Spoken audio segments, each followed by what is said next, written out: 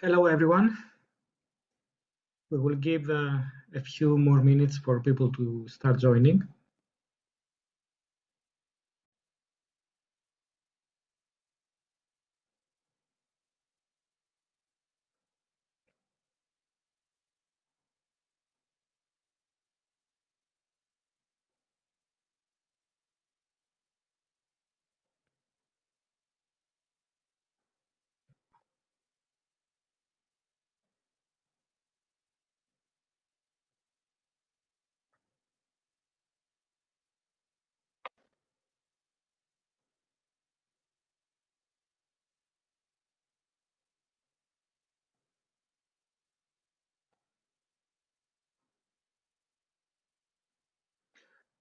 Let me know, guys, if you can hear me.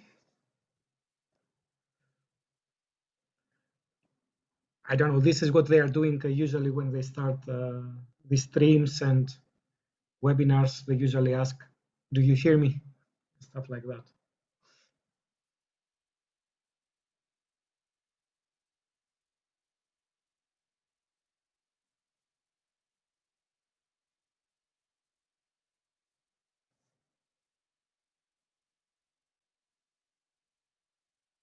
Okay.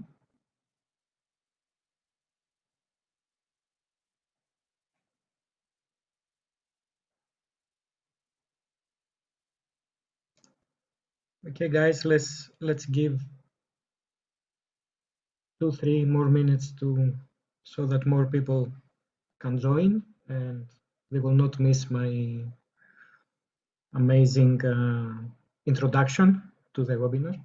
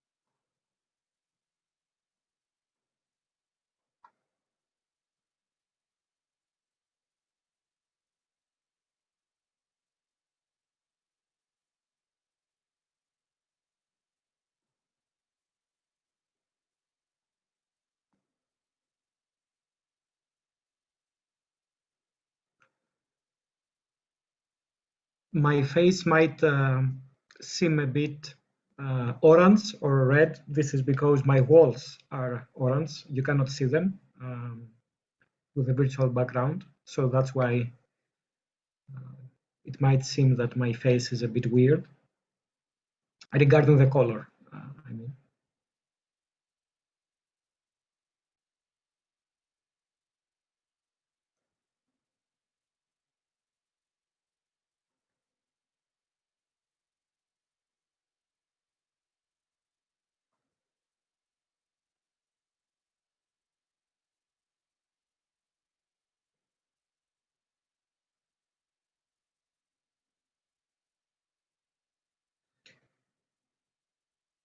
In 2 minutes, we will start.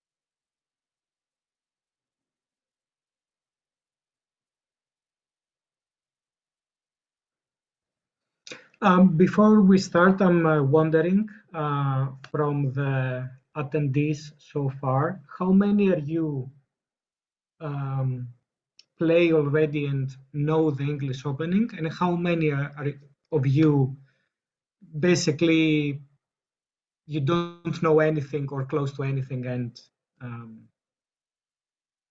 you're here to learn something completely new?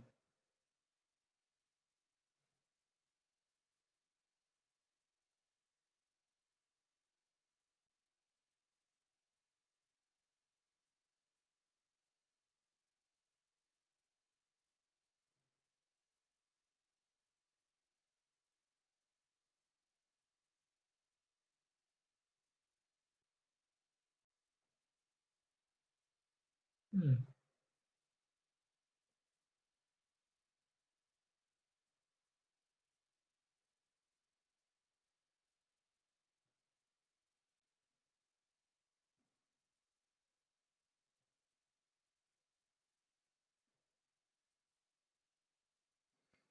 Okay, a few replies that I have seen so far are talking about playing against the English opening.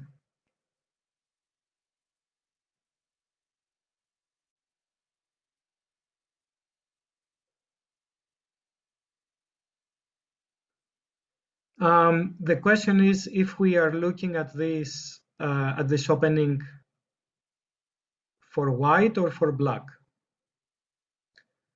Um, Basically, we're looking this for the white side, but obviously, as we will be looking at middle games here, I believe that it's an excellent opportunity to learn how to meet this with black as well. Okay, we have one that plays the Owen against it, 1b6. 1b6 might be against the other main replies, d4 or e4. 1b6 is respectable against the English.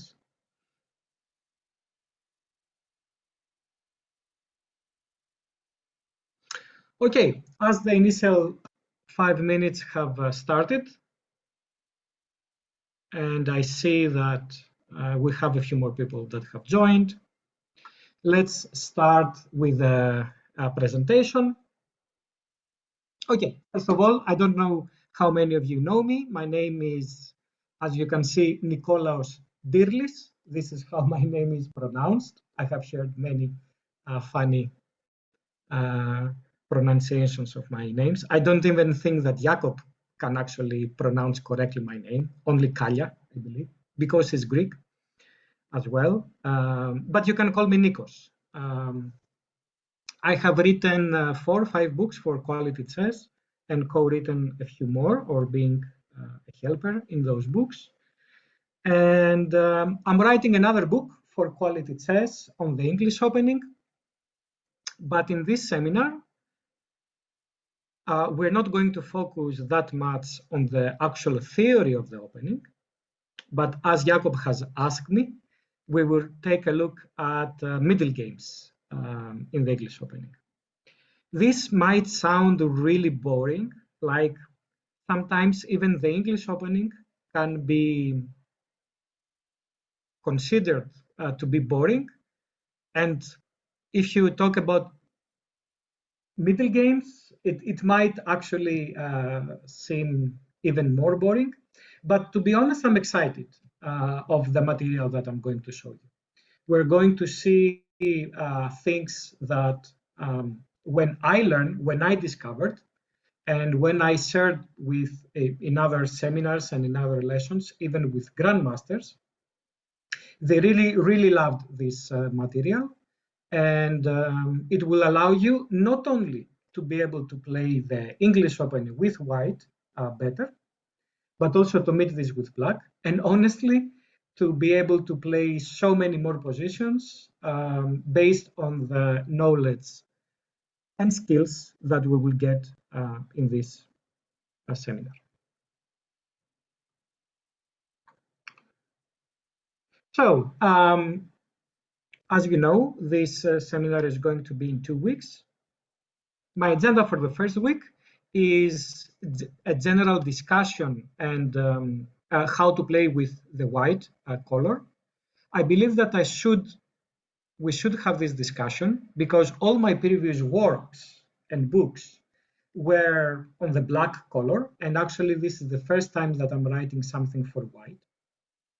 So I want to present to you the way I'm approaching the general problem, which is how to play for the win with the white colors.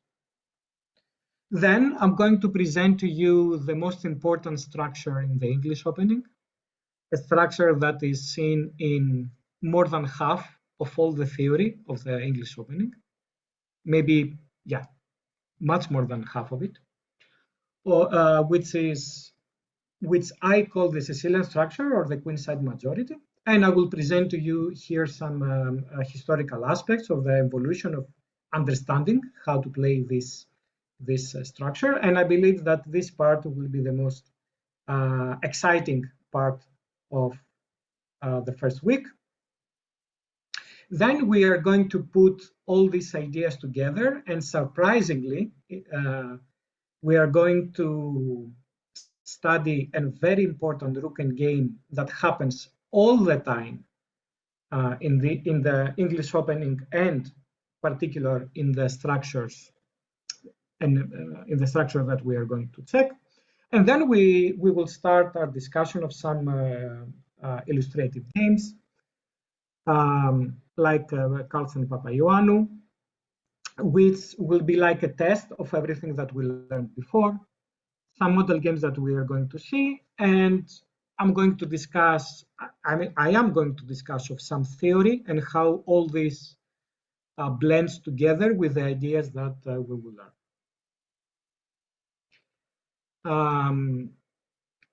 Most probably we're not going to go here today in the first 2 hours of this seminar, but this weekend, the next 2 days, I'm going to discuss about other C45 lines.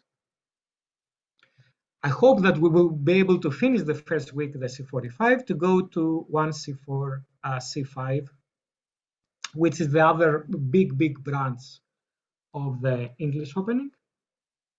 And the next week after that, because the seminar will have a second week, what I'm intending to cover is the Slav defense or the Anglo-Slav after C4, C6, Reti or Neo-Catalan or many names after C4, E6. I'm going to discuss the King's Indian defense, where my recommendation in the book will be to enter a mainline King's Indian defense, and especially a very modern idea in the bayonet. The same for the Dutch defense. I believe that it doesn't matter if you start with 1d4 or 1c4 against f5, which is the Dutch defense. Your best bet is to go to a main line. So people that have in their repertoire, their main repertoire is 1d4, we will enjoy the second week. And honestly, I would like to hear your recommendations.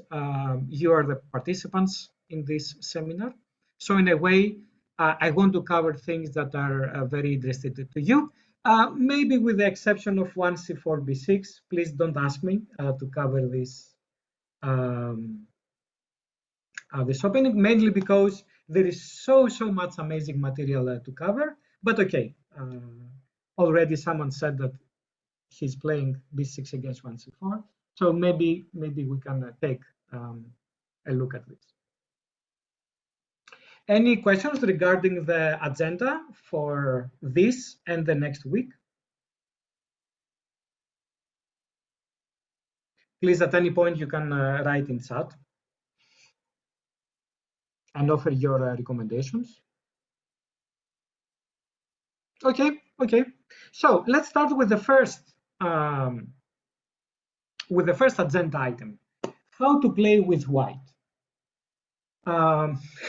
This might sound slightly weird thing to ask, but it has to do with the mindset. How should we approach our study our repertoire with the white pieces.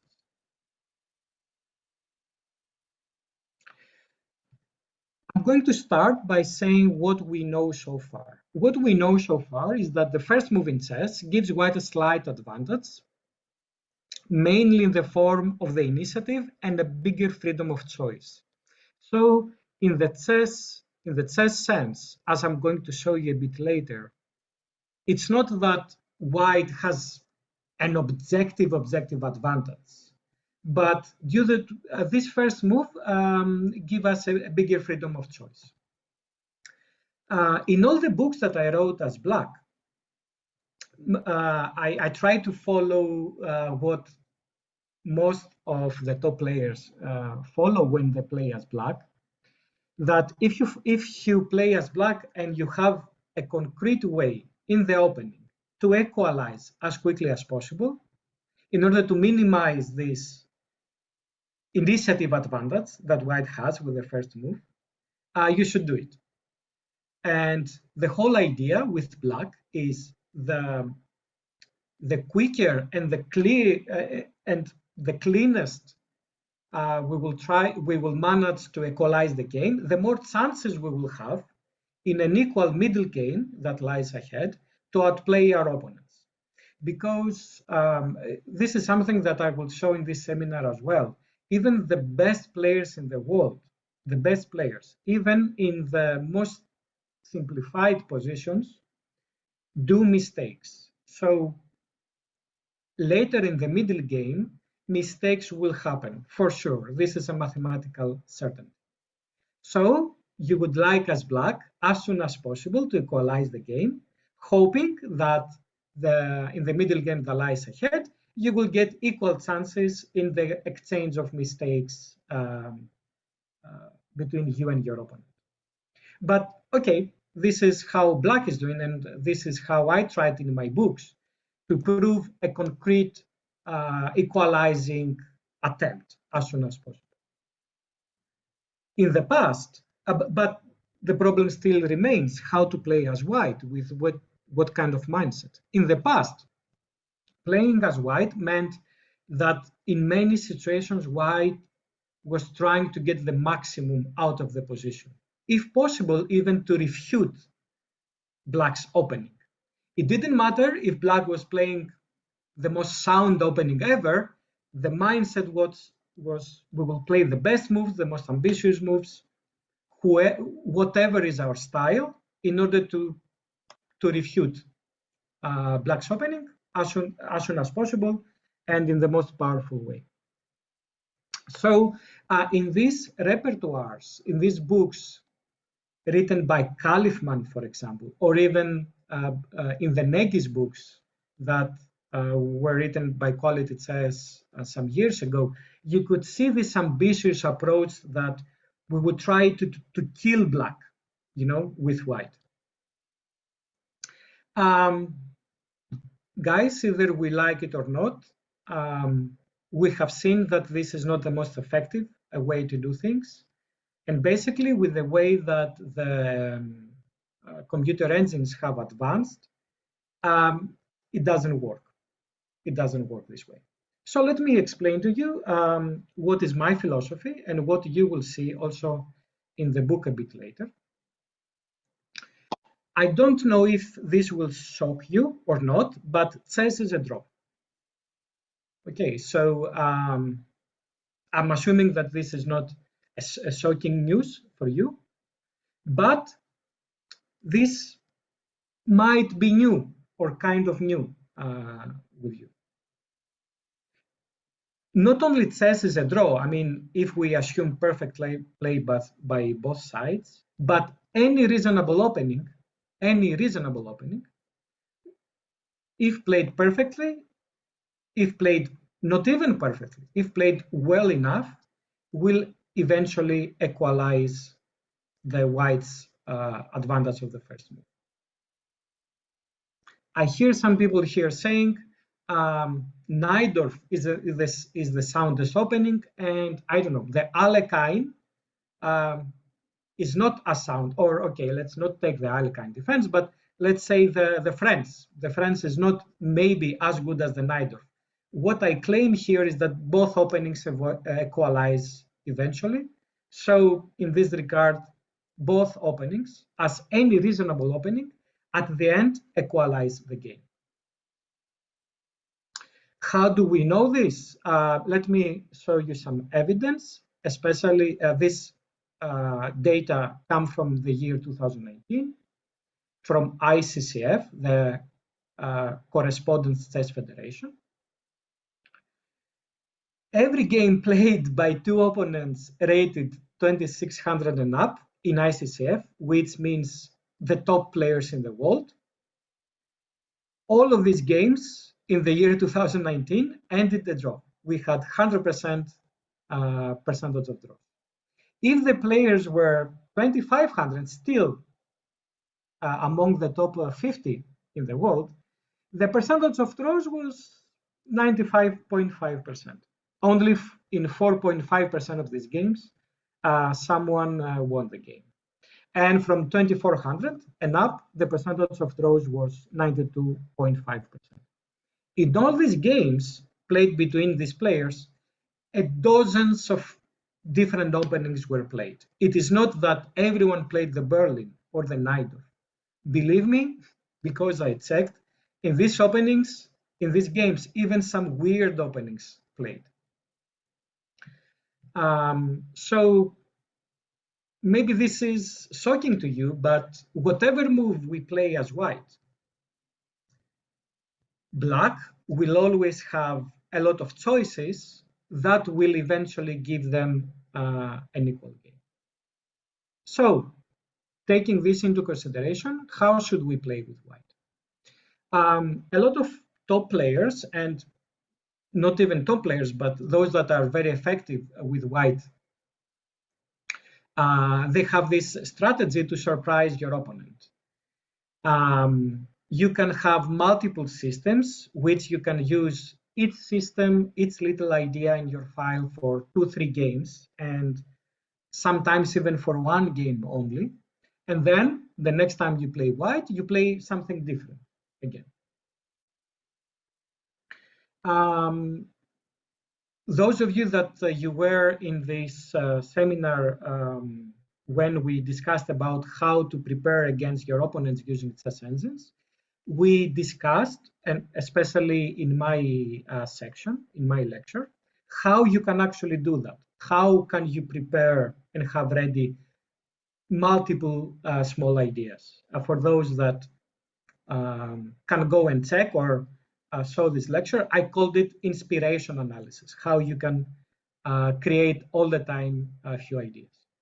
But this is only one effective strategy that you can use. And I always think that you should have 2 or 3 strategies and mix them together. So another strategy to be very effective with white is to try to play a bit longer games. So not to allow black that easily to find a concrete way to equalize the game. So assuming that the longer the game is, more mistakes will happen, try to play as white something that will keep the game going, and if it is possible, to be slightly asymmetric so that there is some long-term pressure to your opponent. A bit of added pressure to try to equalize the game and so on. That's why I think that the English opening is perfect, because you can do both strategies. The English opening is not as well analyzed as it is the main lines of 1e4 and the main lines of 1d4. So you have plenty of opportunities to surprise your opponent by selecting a reasonable try, analyze it a bit, and have it ready for a few games, and then try in the same line something different. At the same time, as I'm going to prove to you, the structures that you can get in the English opening are the kind of structures that can allow you to have longer games, and it is not as easy for black to equalize the game. So what I'm claiming here, guys, is that no matter if the computer assessment shows 0, 0, 0 after 1c4, but 1e4 might show 0.10. Both opening moves lead to a draw with perfect play. So what can we do? How differently we can approach our strategy, again, assuming once again a well-prepared opponent. And as you might know in tournament play today, we do get more and more opponents that are well prepared. How should we change our approach with white to be more effective? And I believe that those two approaches can be done pretty effectively with the move 1c4. I would be interested to hear your opinion. If you feel that something of this is weird to you. But all the lines and all the structures we are going to check later are based on those two principles: how we can surprise our opponent in a sound way, and how we can put long-term pressure in our opponent without meaning that actually we get an objective advantage. Maybe the position is still equal, but not dead. And we do have long-term chances.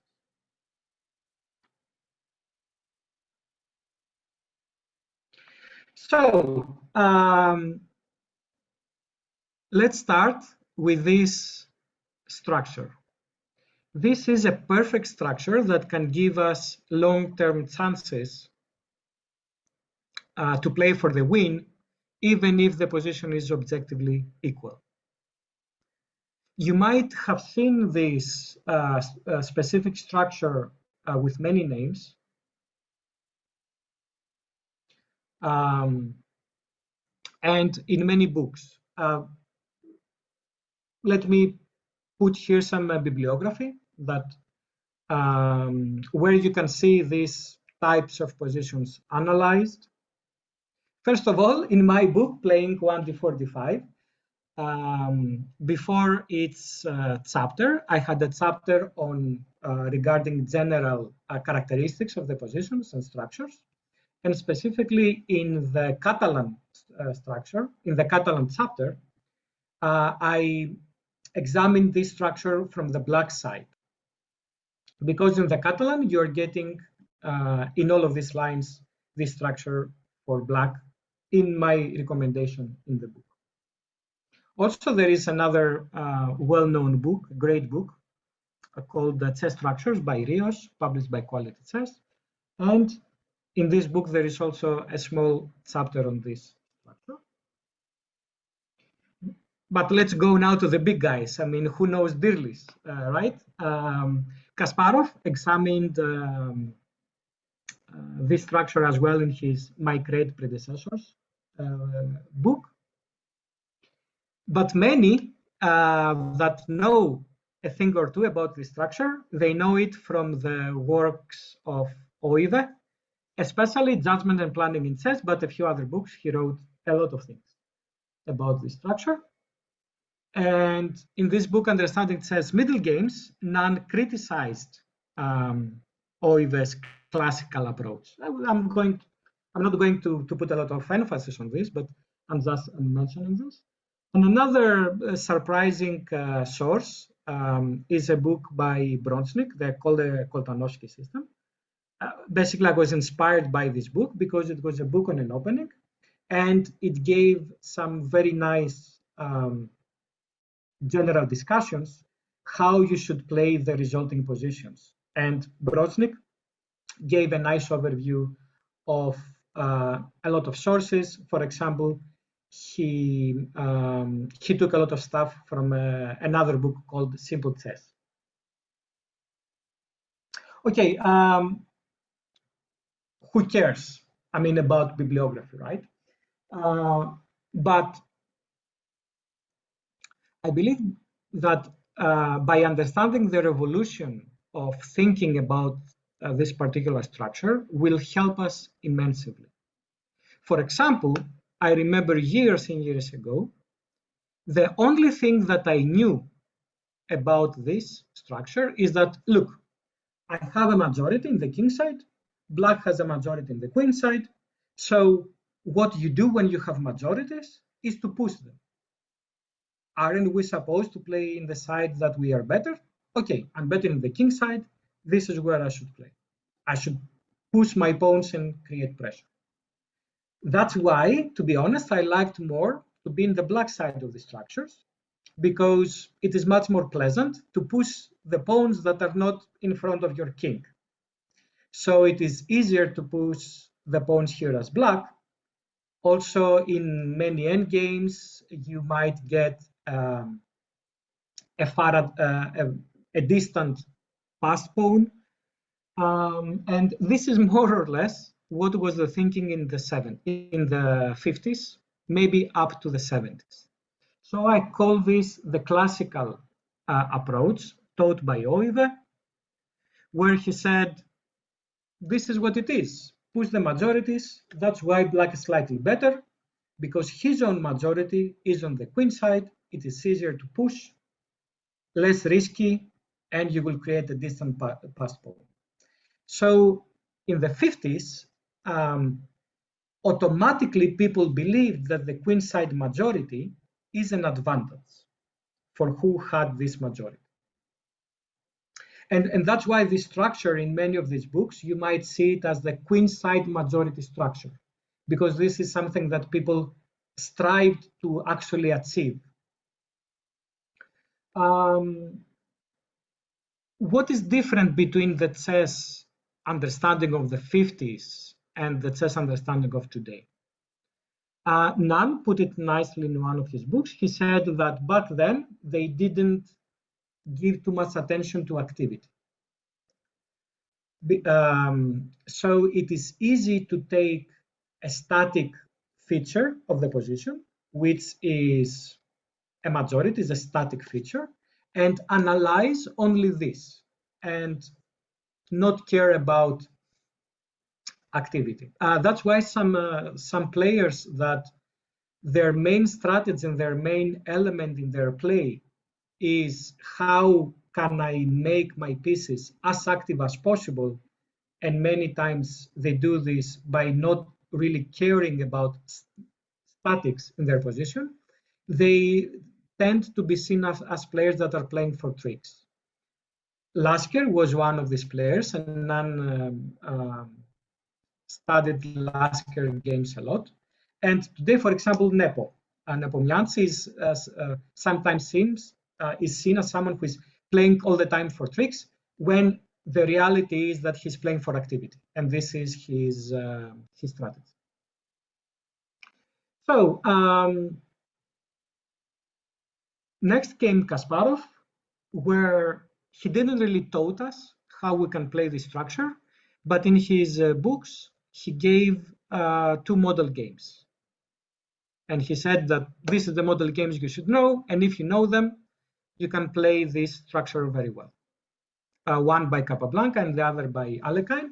And Kasparov discussed a bit about the importance of the D file. As you can see here, there is only one file which is open, the D file. So who is able to control this file will get the advantage. That's why in my book, Played 1D4 D5, I said that when black starts to feel a bit of pressure, what you need to do is try to exchange rooks to deprive white of this potential advantage of controlling the file.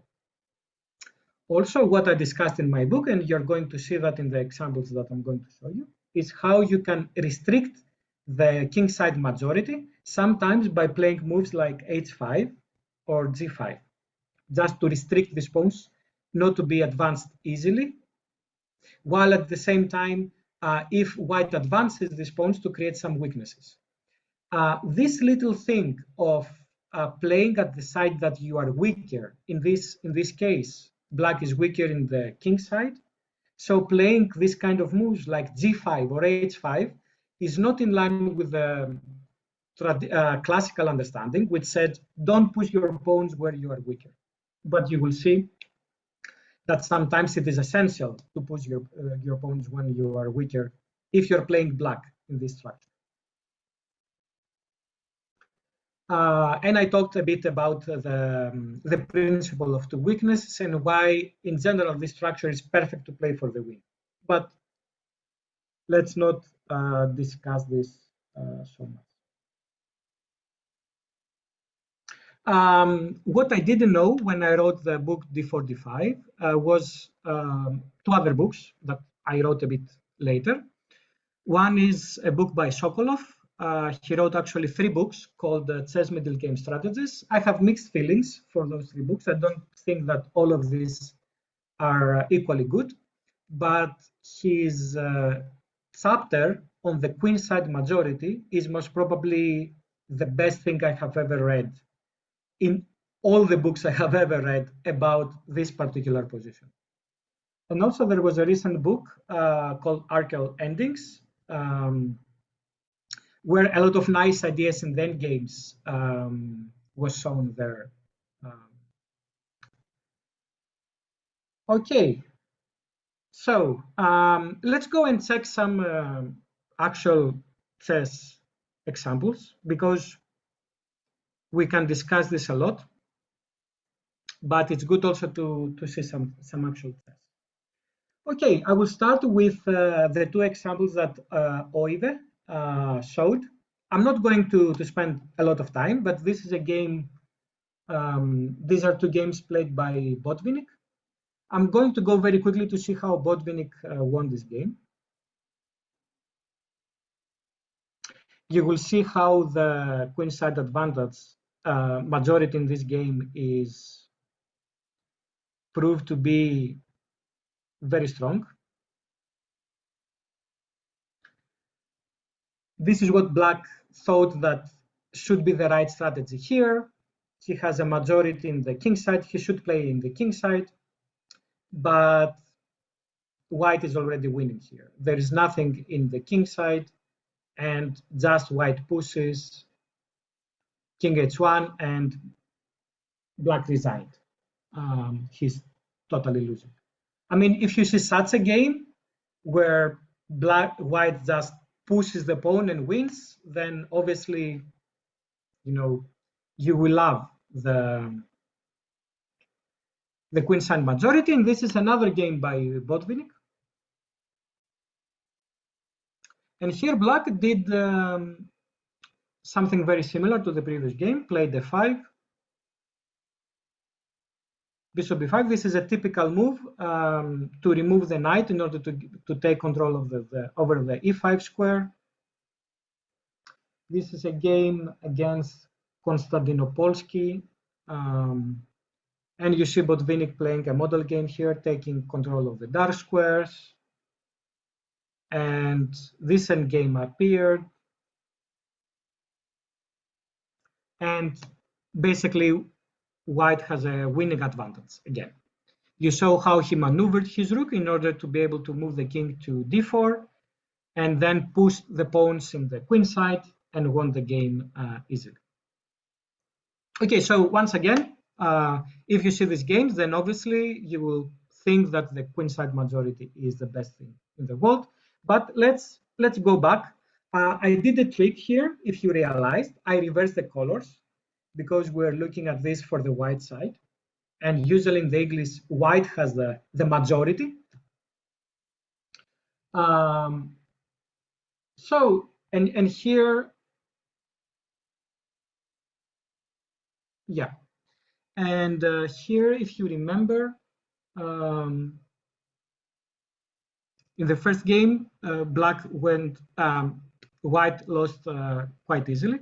So I want to ask you, how would you play for White? Can you suggest something for White here?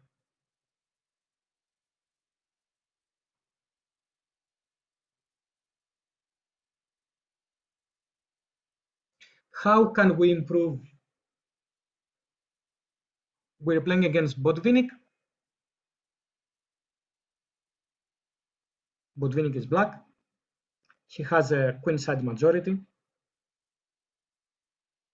And according to classical understanding, Black is much, much better. And if you remember, he won this game very easily.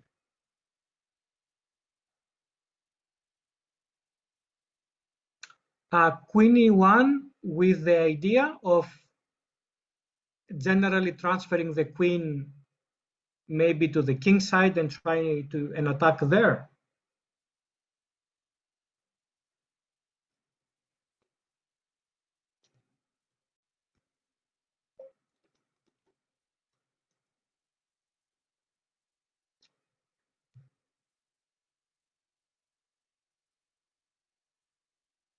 Okay, b3 to exchange b takes c4 and then use the b file. So you want to play in the queen side.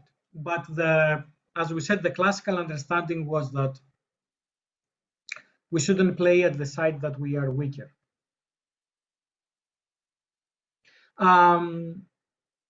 Okay, I'm not going, I have a lot of things to show you, but the solution here is indeed to play b3. The problem for black generally here is that he pushed, I mean, it's not that black is worse or anything, but neither white is worse. And this is the idea here, that even if you get this seemingly bad position, what you need to remember is that you should attack the majority, the queen side majority, open lines, and free up your pieces. None here shows this this kind of continuation, just to blast open the position so that your pieces can actually breathe. And now there is the first issue, how black should take.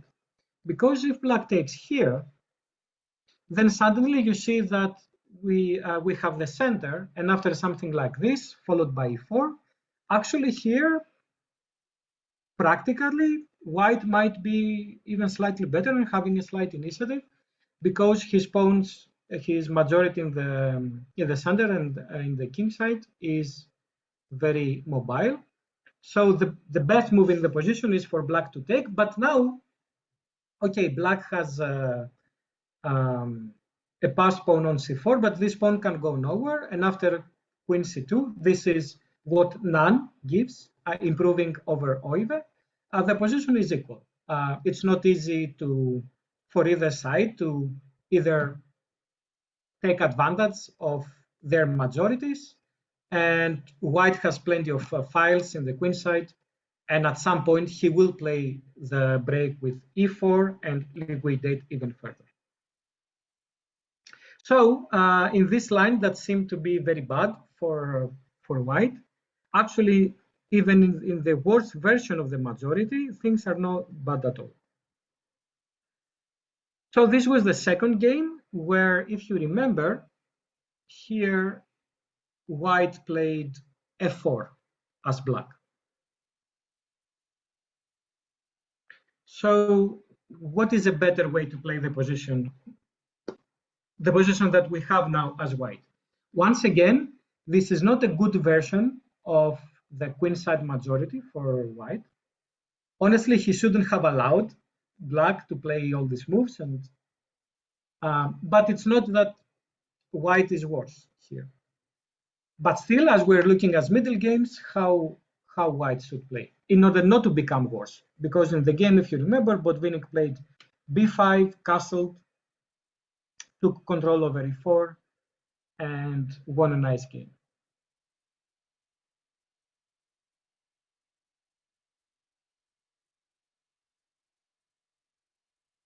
Anyone, any ideas?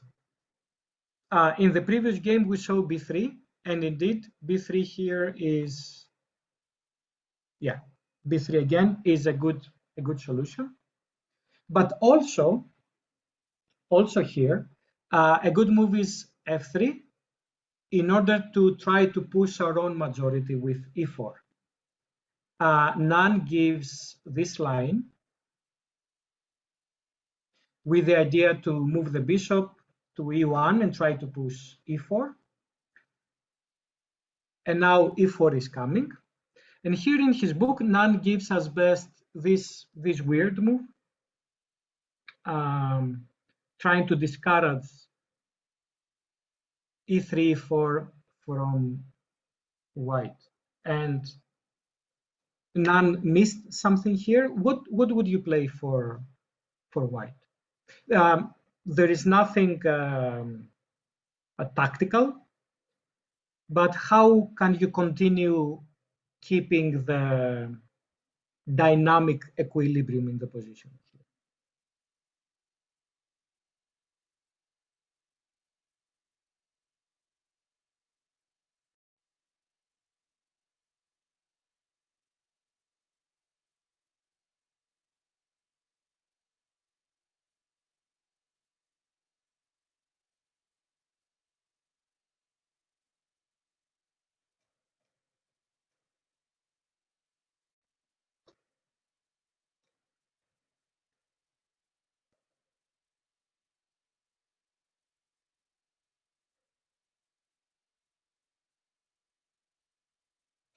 Any ideas?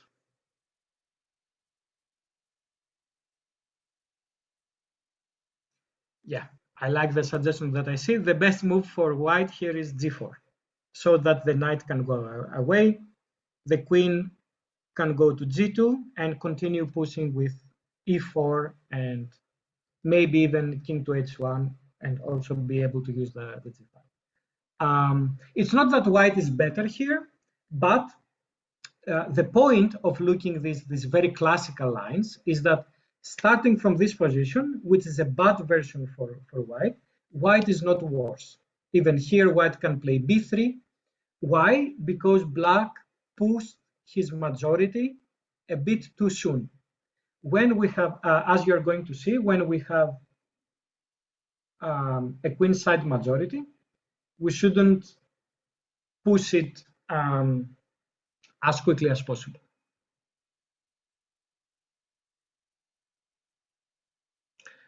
Okay, so the model game that shows how black should play the queenside majority and something that generations of chess players know by heart even is this one.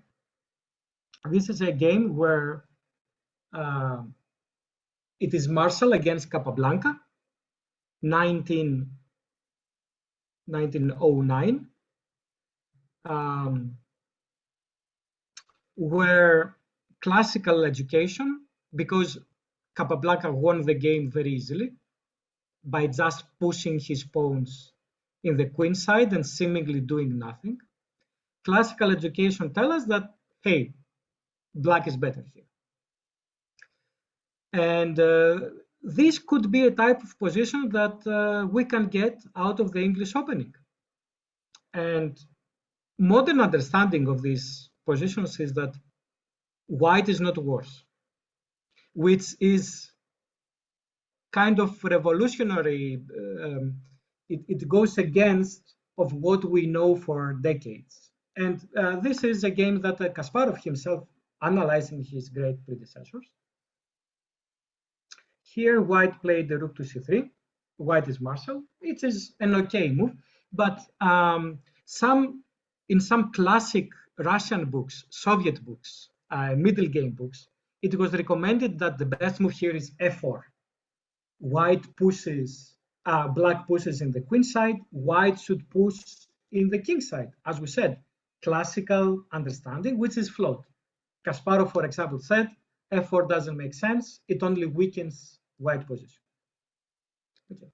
So the move played by Marshall is okay, rook c3, b5, and basically Marshall lost because here he committed a big mistake. What would you play here as white?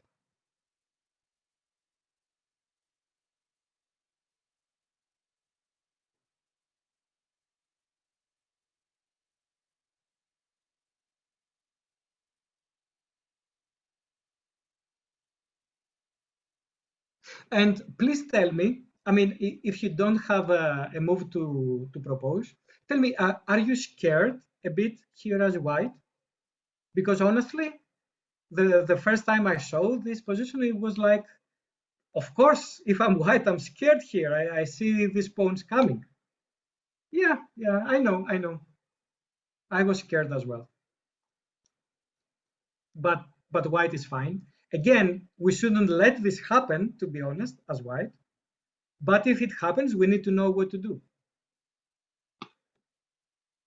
And honestly, when you write an opening book, you don't put this kind of things over there. You need to put inspirational stuff when white plays well. But if we get into trouble, it is even more important to know how to play. So Marshall here had rook to d1. Yeah, the problem is that Marshall thought that b4 is coming. And after that, a5, and after that, c4.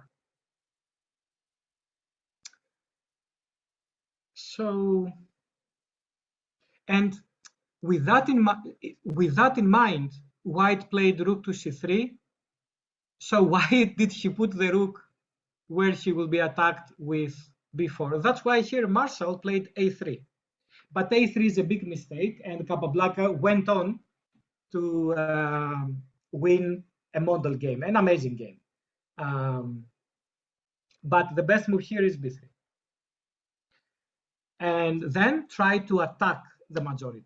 Rook to c1, bishop to f1, and by putting pressure in the majority, it will not be easy to be pushed, or if it gets pushed, then some weaknesses will happen. It's not obviously that black is worse, but to be honest, he might become a bit worse.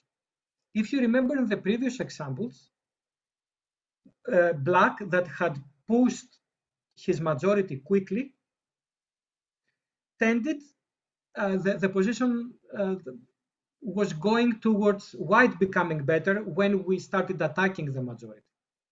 And this is the same here. Question, should white keep queens in this position? My feeling is that white should keep queens. We're going to discuss about that a bit later. We're going to discuss when we will discuss the type of pieces that you need to. But what I want you to get out of this, and I'm going to show you the game, but in all the other, is that generally we should push our majority when we have full control over the position. Here, honestly, again, when I saw this position as black, when I played a couple of training games with people that knew that they have to play rook to c1, bishop f1, I started becoming scary as black. Suddenly, my pawns seemed to be a bit weak. But Marshall played this move, which is a horrendous mistake. Capablanca played c4.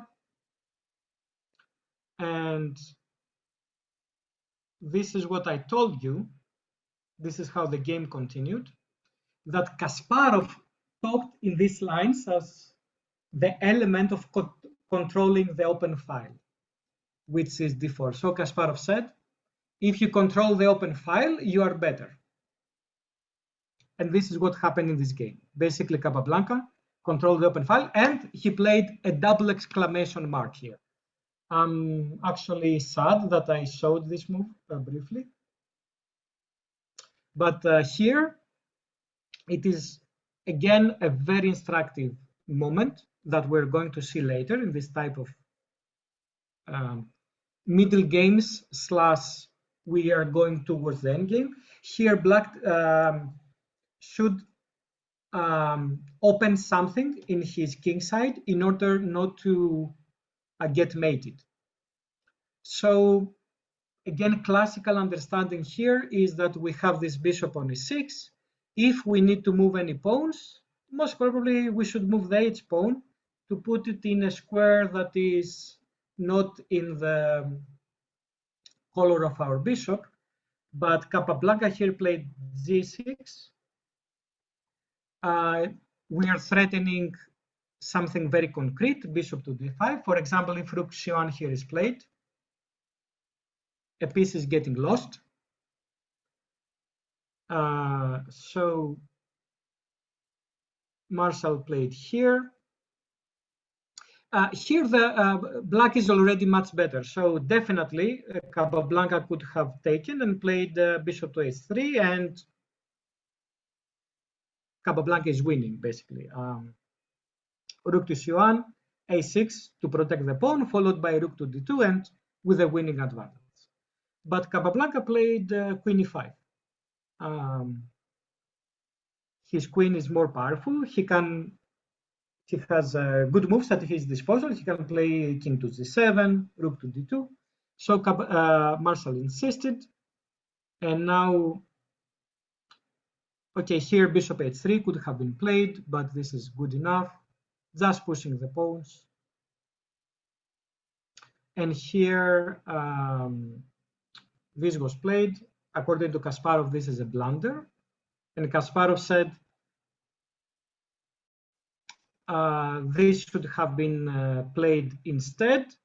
And Kasparov said Capablanca should have played here with rook a2. But somehow I believe that Capablanca would have played b3, and this is also winning. But anyway, after bishop e2, this was how the game continued, and Marshall resigned. Obviously, this game, this model game, needs to be studied in more detail. So I would like you to go a bit slower and study it yourself a bit more. And Kasparov, teaching us the queenside majority structure, he gives this example where Alekhine is black, and he says again, queenside majority or kingside majority, it doesn't matter. If you have the D file and there are these majorities, you will be better. Here, Alekhine is black and has the control over the D file, and according to Kasparov, black here is better. Doesn't matter if he has the kingside majority. But in these model games, usually these classical model games, usually there are some great moments, and this is one of the moments that why this game is famous. Does anyone know, or can you suggest what Alekhine played here?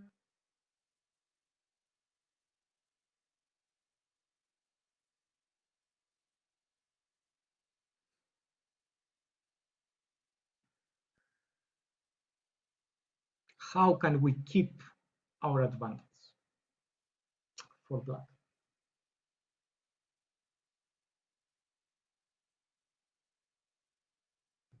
Should we let the bishops get exchanged?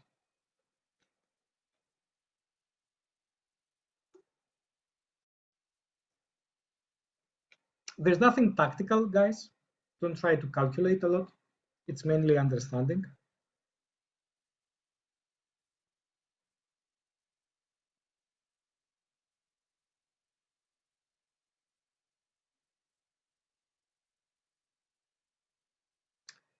I don't see any suggestions. I will wait for a few seconds. I see a suggestion, which is bishop c8, in order not to exchange these bishops and keep more pieces on the board in order to create attacking chances and so on. And yeah, this is correct. Alekhine played here bishop to c8. The issue with any other moves is that we will go to a rook endgame, and rook endgames tend to be much more drawish.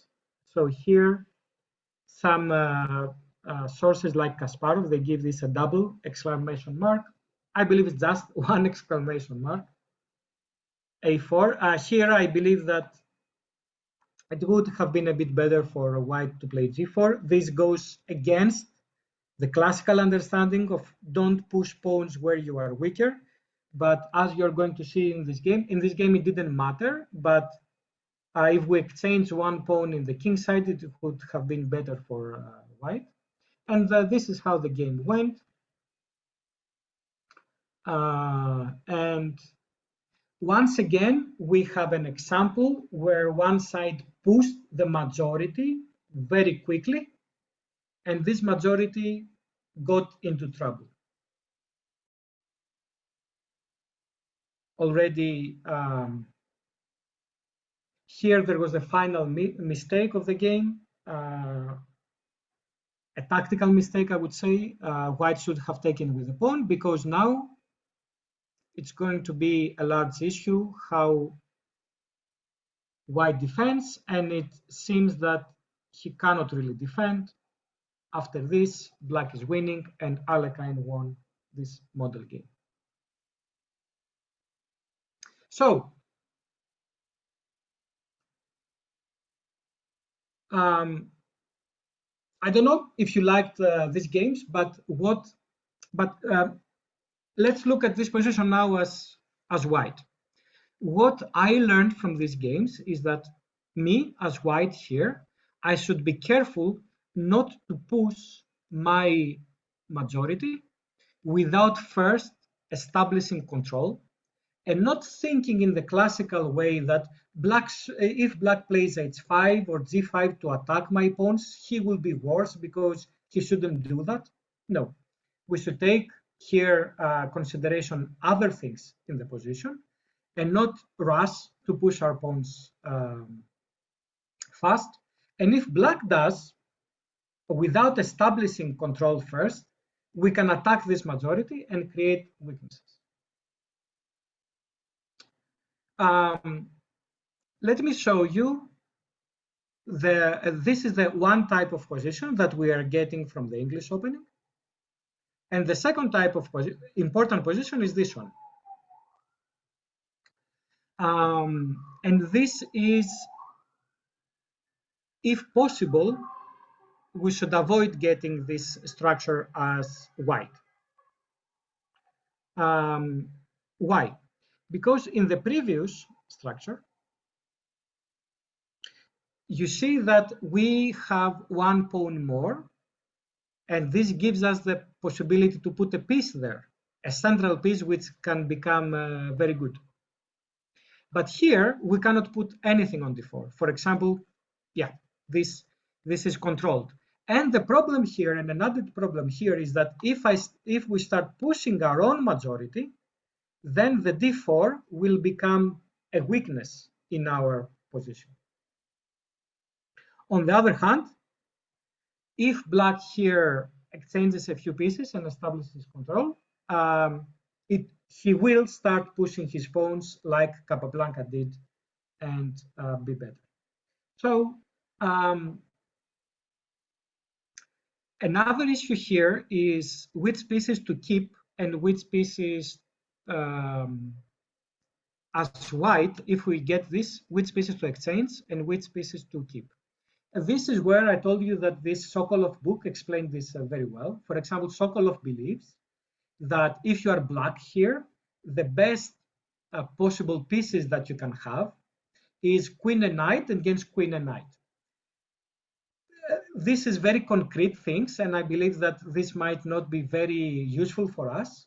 But a point here is that if you are black here, it is better to keep at least one knight, because if white exchanges all the knights in the position, it will be much harder to push the pawns. These pawns can be blockaded easier, and it will be easier for white to push his majority, because then black will not have a knight to put here in the very important d4 square. So if you're white here, try to exchange all knights. I guess that this is something that we can take from this consideration. So how can we, from this position, how can we avoid this position? What we should get as white is basically this position. If we get this is almost optimal. This is almost perfect. But do you remember that I told you that in the classical way of thinking, they believe that we shouldn't push pawns where we are weaker? So here white has pushed pawns on a3 and b4. But white did that in order to establish control over the important d4 square, where there we can put a piece, and in the center this piece will be very strong. While if black puts a piece on d5, this piece can be pushed away with a pawn on e4. At the same time, okay, let me show you an actual example. This is a close to optimal situation. This is what we need to accomplish as white, and here the best move is b4. So the majority in the center is there not to help us push it. We shouldn't push the pawns. We should use the extra center pawn in order to establish control on the d4 square. So this pawn should be kept on e3 and not pushed further on e4. And on the other hand, we should push our pawn to b4, which gives us two good things. First, it doesn't allow black to play c5 and get rid of our central piece. And at the same time, we will play b4, b5 and create a weakness in black's position. This is the so-called minority attack.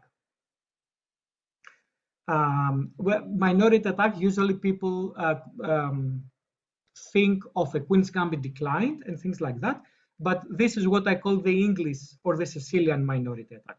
This is a perfect position that it doesn't matter if there are queens here on the board or no.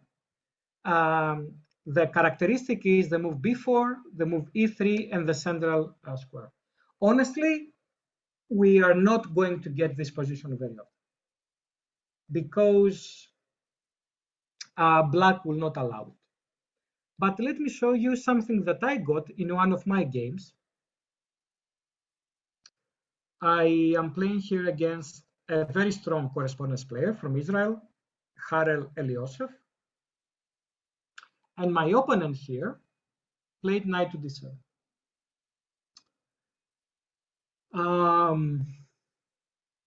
Yeah, and here I played knight to e4, and the game continued, and I was not able to win the game, which is what happens sometimes in correspondences when you use computers. But if it was a human game, I would definitely have played the move to b4. Something that is important here to understand is that if black takes, then this is another optimal situation for white. Now the queenside majority doesn't go anywhere, it cannot move, and we will attack it. We will put a rook on b1, push maybe the a pawns, or push on our majority. This is a bad position for black. Most probably something like 95. I believe that this is what I was thinking about.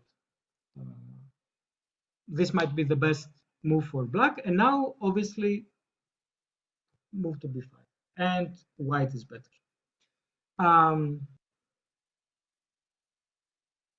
Then obviously there is a tactical trick. After this move, we have check, and after that we can take on b7 or b5.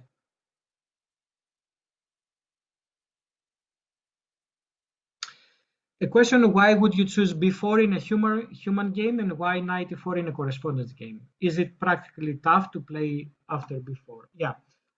In a correspondence chess is not the same as human chess.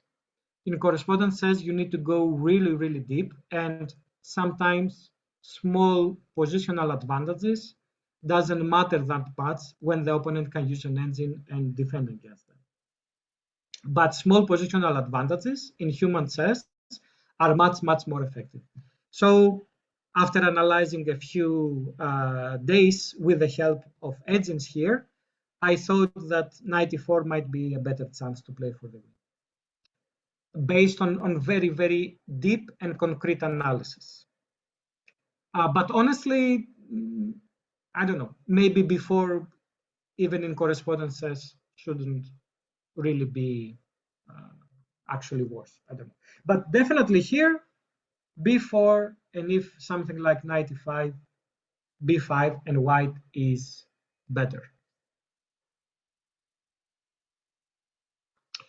Okay, the type of positions that we will be getting, if you remember in the previous two examples before, this is what I told you, that it is optimal, where white has full control over the position two incredible pieces here, but this will not happen in practice a lot.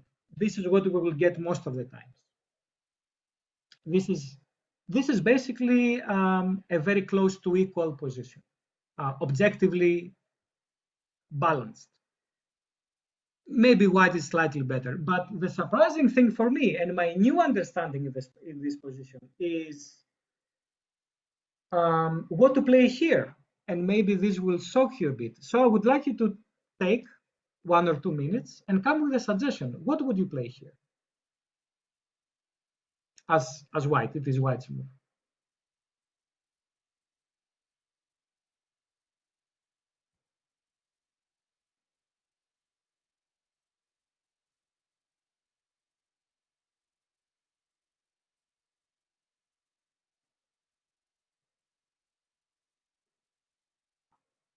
Let's see if we get any responses. This is deep stuff, guys. This is deep understanding of chess. And I'm not kidding.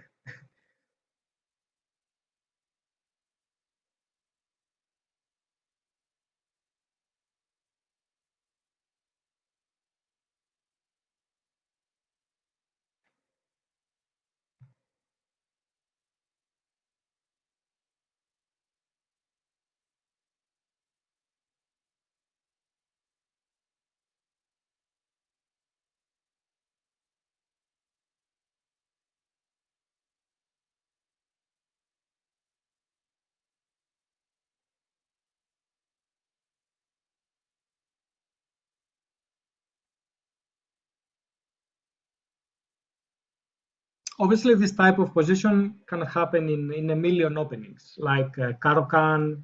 It happens quite a lot in many 1d4 lines for white. But in the English opening, it is even more. It happens all the time.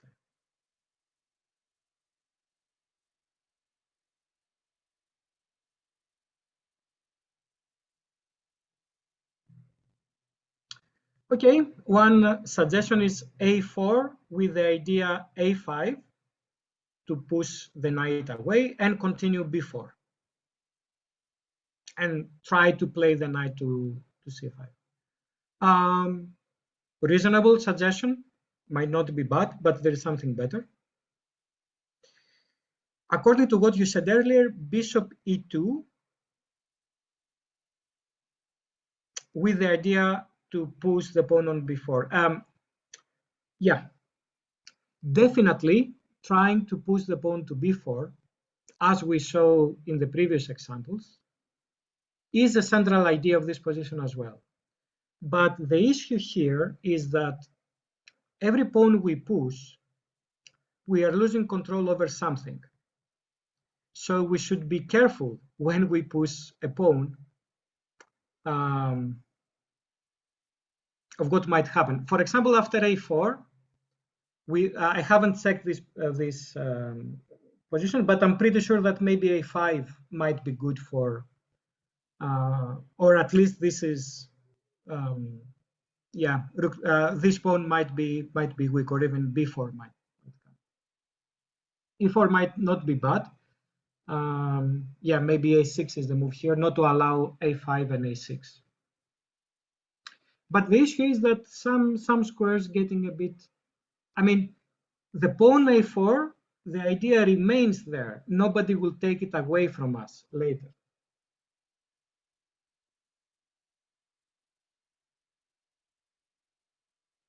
But I want to introduce you to an idea that certainly some people might feel a bit shocked, but it is a very important idea in this structure and very correct. It is the move g4.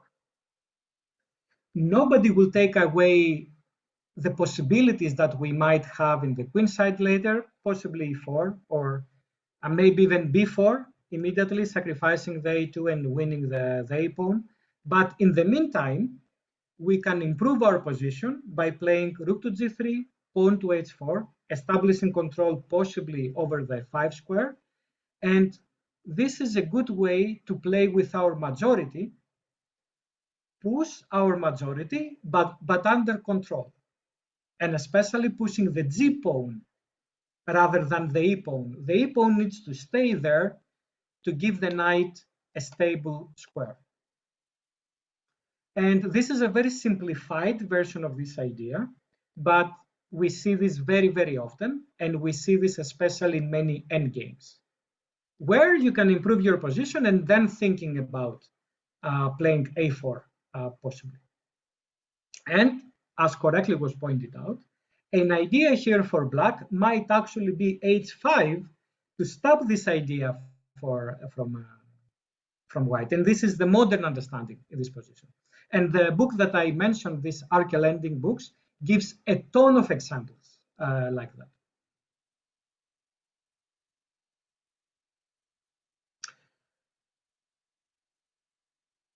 And it is essential, really essential, before we continue taking a look at more middle game ideas, to try to understand how to play this endgame, guys. This is the most important type of endgames. I have lost count how many times it has happened to me or to students of mine. And when I worked with Sabino Brunello on this position, he told me that maybe he has the same game 5 to 7 times in his practice. And I have used this in a lot of trainings from beginners up to grandmasters. It is white to move. So what would you play here as white? And okay, let's do this. Please tell me who you think is better and why, and how would you play as white? And I would like to know if this type of endgame with 3-2 in the queen side and 4-3 on the king side, if this has happened in your games as well, and what is your experience in this endgame?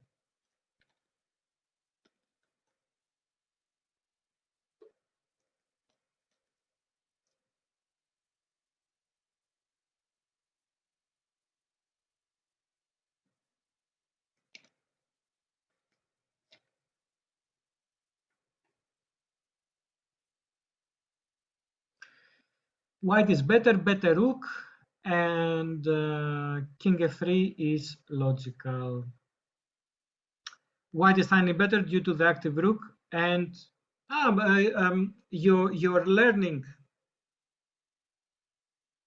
that g4 here is an idea. g4 is an idea, but as correctly pointed out in chat, rook e4 is the problem, the tactical problem. And black is gaining a tempo in order to put the rook on the second rank.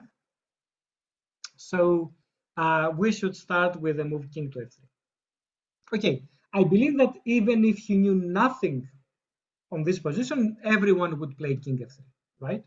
Also, the king has a natural path to the queen side, where it can attack the queen side. But most importantly, it allows us next move to play either e4 or g4 and further improve our position. I have used this as a training example with at least 3 grandmasters, and 3 grandmasters here suggested 3 different moves. And not all, just to tell you that this position is equal, this endgame is equal, but once again, equal doesn't mean anything, because grandmasters here haven't played this position correctly, and they can lose it white or black.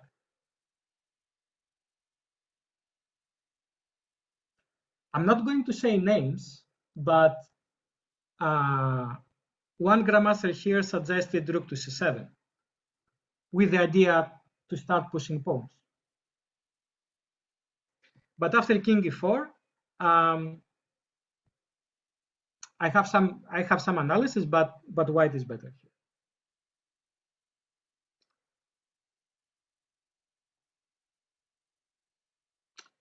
So another grandmaster here suggested h5. And for some people, especially grandmasters, this type of moves in rook and games are automatic. H5 is a typical move here, stopping any H3, G4 ideas. And yeah. But what happens after E4? The idea after E4 is to play King E3, F4, E5, and maybe even put the king to D5 or to the queen side. And here black needs to be very careful. What we figured out in our training was that black can actually start with this move, which is a bit tricky, in order to meet king e3 with f5. With active counterplay, enough to maintain equality for black. But already these moves are a bit difficult for black. C4 and f5. So h5 might not be the best practical move here. The third grandmaster that I saw this position, he, after thinking for more than 15 minutes, he came up with rook e5. The idea here is after e4 to play f5 again. But obviously, this is an idea that he figured out in a few seconds. He had to calculate what happens after rook to d7, right? Which is the critical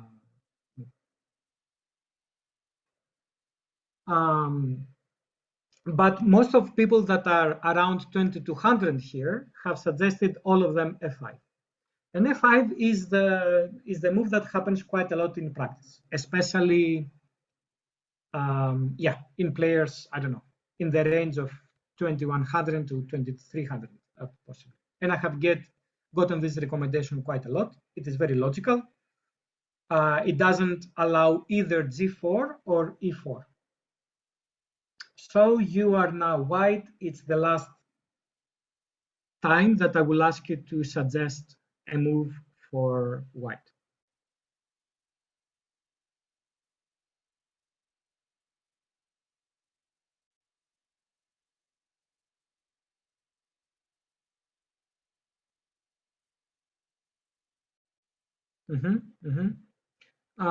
Not that easy, but you're getting there.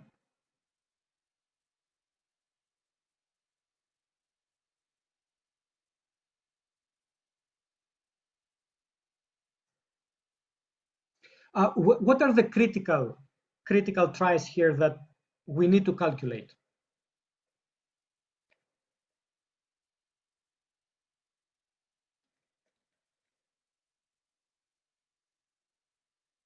Which are the candidate moves?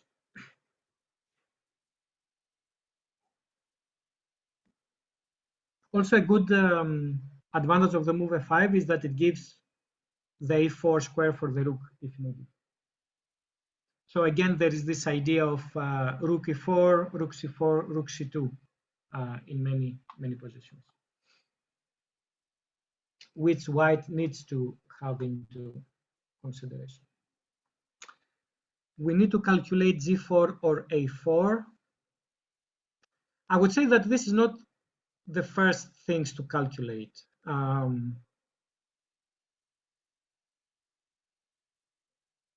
Yeah, I believe that the first thing you need to calculate is if something like this is winning or no.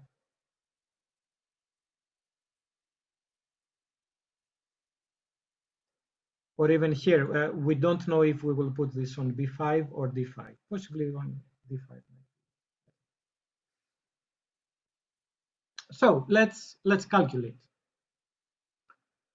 Sorry, king e2, king f7, king d3, king e8, king c4. And the problem here is that this move comes. and once again, with a lot of dynamic counterplay, which it's a bit scary, but if you analyze it further, it gives black equality. So what about a3 first? In order to stop this idea of rook to b4 and go with the king. The problem now is rook to d7, and unfortunately this is a draw.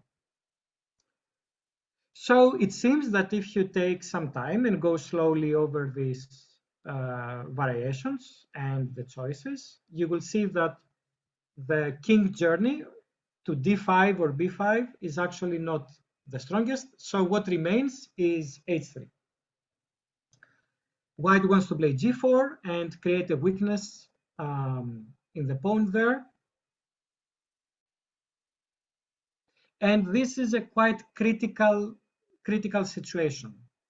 The position remains equal. If you put this in the computer, it will say 0, 0, 0. But believe me, I have created tournaments in this position, and there were not that many draws. White won most of these games. I don't know, would you like to try to suggest how you would defend this with black?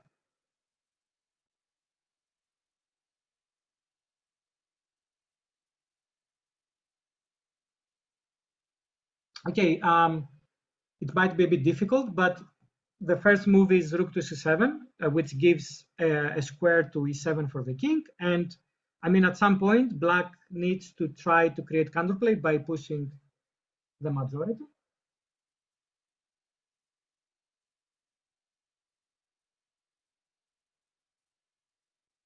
King e7, rook to d5, and now this is quite critical, to be honest, because if white is allowed to play f4 and g5, then pretty soon black will be in Zugzwang.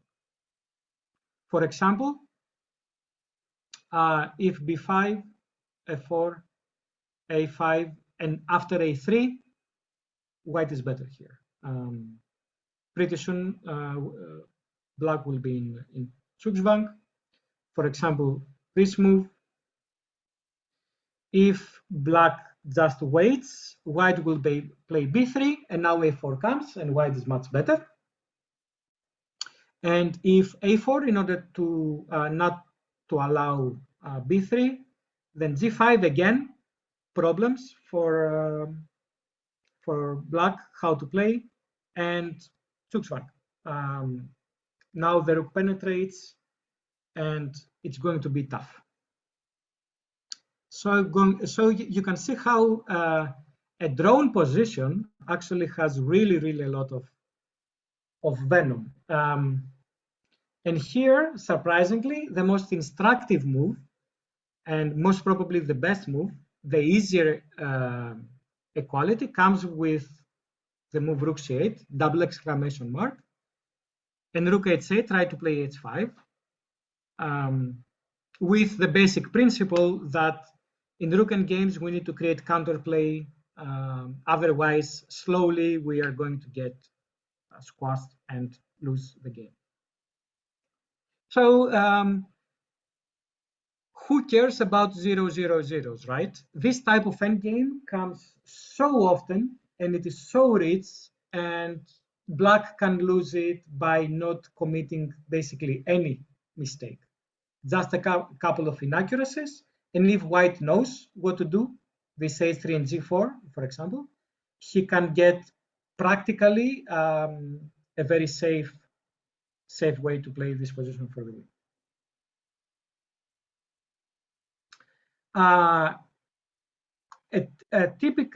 Another typical endgame that I will not examine is this endgame, where in my opinion has exactly the same characteristics with everything we have discussed so far. This is the famous Ruy Lopez Spanish exchange variation endgame. And you know, my coaches were telling me, hey, Nikos, don't worry. If you play white in this position, you don't need to know anything. You just push your pawns. You have one pawn more in a pawn endgame, and you are winning the game. And the first time that I arrived in this position, one of the things that I did was to play 45, and I barely made the draw with white. And I remember that it was a painful experience because I thought, come on, I mean, I should win this position without even, I mean, right? Does anyone know how to play this end game and win? Yeah, win by hand, right? But it is the same principle.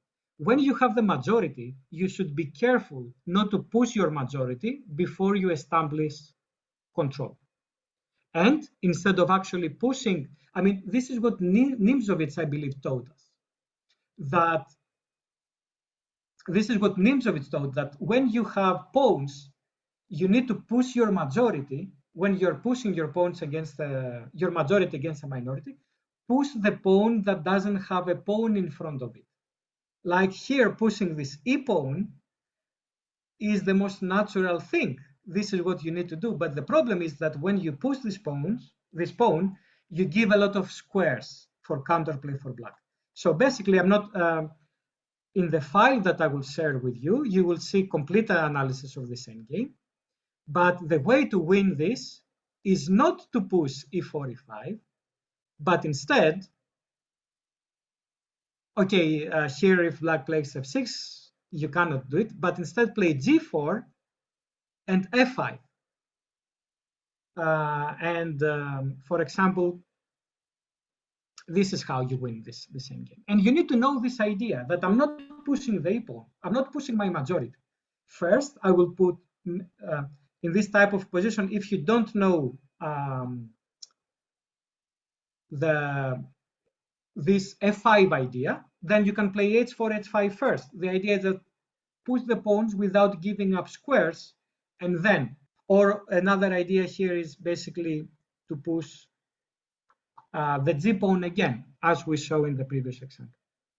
This idea of this endgame of pushing f5, I don't know if Lasker was the one that first discovered it, but Lasker played this a lot in his games, and it is known as the phalanx. And in the phalanx, you don't push the pawn that has no other pawns in front of it, but you push the other pawns first. And you might think, okay, Nikos, what are you talking to us now? This is Rui Lopez. This is Spanish Exchange. And you said that you're going to teach us how to place the English Open. The thing is that this type of position, this type of endgame appears in the English Opening as well, only that the pawn is on c4. And I will show you most probably in the next couple of days, I will show you an example to see what I'm talking about. And these are two games by Lasker, where Lasker played here f5. Lasker had a very deep understanding in chess. And here as well, Lasker is with white, how to win this position, how to push the majority. Classical understanding will say push f4 and try to push e5 to create a passed pawn. But no, look what Lasker did. Lasker said, I need to push my g pawn instead. I need to push my g pawn instead. And he won this game against, I believe it was Taras. If you want to check these games, I will have them in the file that I will share with you. It's optimal. It's optional to study these games. But in my opinion, this Lasker game from, let me check from when was this game against Taras. It was in 1908. Is very important for us to understand the English Opening as well. When we have this majority, we don't want to push the e pawn, we push the g pawn instead. I hope that after all these examples that I shared with you, you will appreciate this idea a bit more, and you will be able now to play this majority type of position better than before you started the. So let's go to our first game that we're going to see. This game has nothing to do with the English opening, but you will see, I mean, it could arrive from the English, the type of position. This is the Bongo Indian.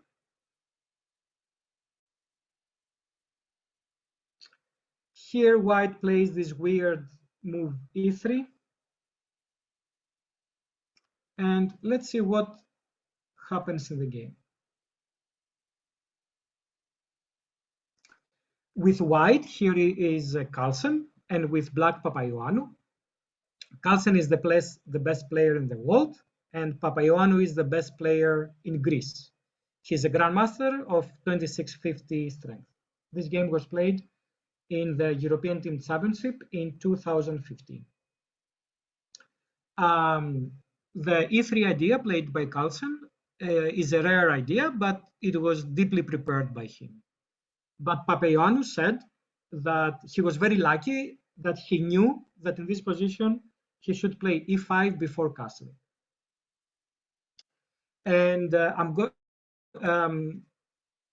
Papaioannou analyzed this in a couple of places, and I will use some of his examples. First of all, the type of position that arises is the type of position that I want to teach you, that we are getting all the time in the English opening, and so on. Here, Carlsen took on e5 with the knight, and according to both players that they analyzed the position, this is important to take with the knight, because if white takes here, both players believed that white will be worse or slightly worse. Crazy, right? Let's see why. Both players calculated this. Knight a3, takes, takes, takes. Queen c3, castles, takes, takes, takes, and c6, followed by bishop e6. And now I want to ask you, does any of the classical games we saw before reminds you of this position?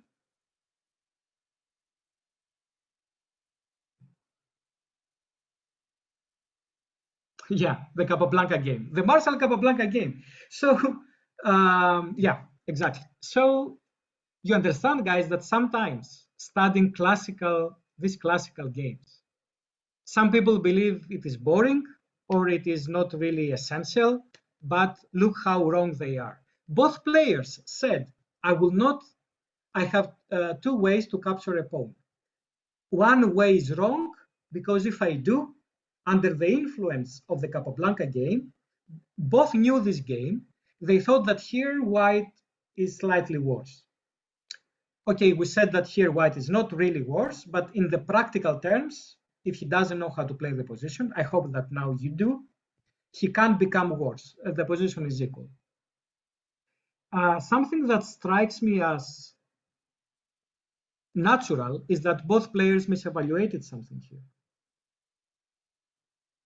That here white is much better by playing knight to d4 and after takes f4. So both players, in a relatively simple position, and this idea to put the knight on d4 and play f4, okay, it's not really that much clear. I mean, now it is clear, right? The next move we take on c6. They both missed it. Why? Because they are not engines. One 2850 player and one 2650 player, they missed this simple idea. So that's why I'm very angry where people are telling me, hey, the engine says this, so the position is that. Who cares? Okay. Chess is difficult. Always there are going to be mistakes. With that in mind, here d takes e5 is the best move. But let's see what happened in the game. Carlsen played knight a3. Castles takes and rook to c1. And does the structure remind you of something?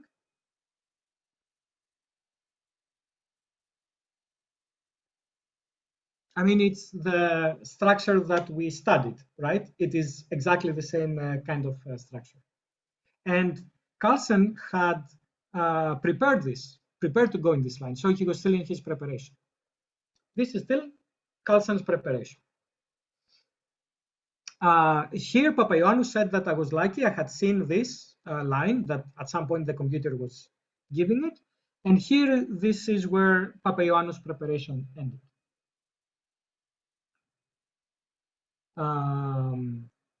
Here, if knight to b6, it is nothing. It is a repetition of moves. So here, Carlsen played b4. Does this remind you of anything? Of something that we saw a few minutes before? Bishop e6, and now Carlsen played quickly queen to c5. There's nothing better here than to take this. Once again, does this remind you of anything that we have seen? Of course, okay. This didn't appear from, it is a Bogo Indian, but it is a very, very, very typical English type of position as well. And here white is slightly better. Knight to d7 was played, knight to a5. Okay, and this is where black spent a lot of time, and he came up with rook to b8. Came up, okay, this is the most natural move in the position, but obviously he had to calculate knight takes c5, if this works or not. And this is my question to you. What happens after knight takes c5? Can you reach a conclusion? It's not that difficult, honestly.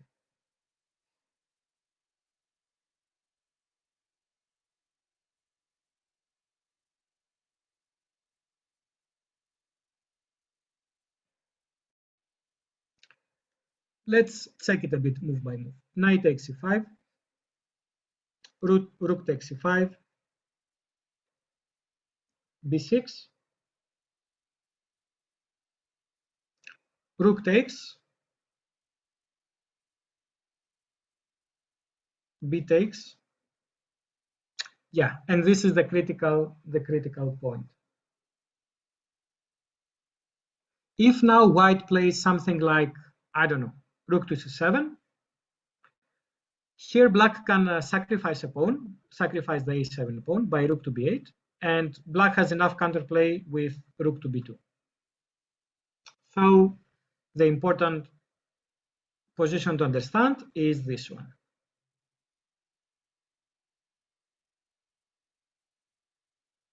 Is this winning advantage for white? What happens here? Here in his, when Papaioannou showed us his position, he said, I knew immediately that I knew the game Hort, Karpov against Hort. It was a very similar endgame where Karpov won with white very easily. And I knew that I shouldn't enter this position at all. Yeah, the best move here is rook to c1. But here there are three choices, right? Rook to b1, rook to d1, or rook to c1. So what is best? Basically, all three moves are basically the same. Just after rook to c1, you have even more squares on the c file. If you play rook to d1, you don't have the d file. If you play rook to b1, you don't have the b6. So in rook c1, you have all the files to use in the c file, and most probably white has a winning advantage. He's much better and most probably actually almost winning. So rook to b8, no other choice. And here, Carlsen lost his advantage.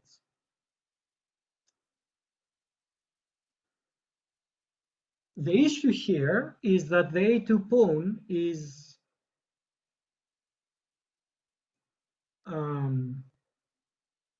hangs. So understandably, Carlsen played a4.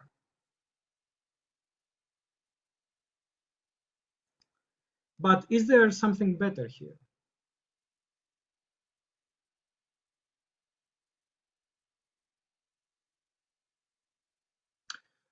I believe that the way to approach this position is what black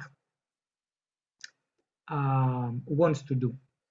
Black has one idea of playing knight takes c5, and the other idea of black is somehow to improve his king, maybe king f8, or create a window in his castle position in order not to get mated. At the same time, the pawn on a2 is hanging, so bishop takes c6 is interesting, but the issue is that it's not winning at all.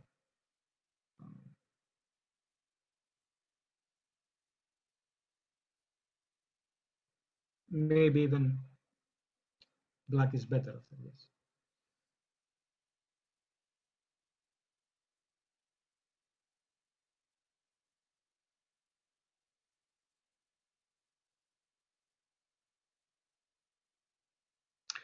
I don't want us to spend really a lot of time in this position. Knight b3 with the idea rook c2 and d4. Yeah, could be an idea. But the best move here in the position is much better than anything else, and the best move is f4. Only now that white has more or less established control can push the majority. And even the immediate threat is pawn to f5. Obviously, a2 is not hanging because after rook c2, a piece, white wins a piece. Yeah, of course, f4 as well.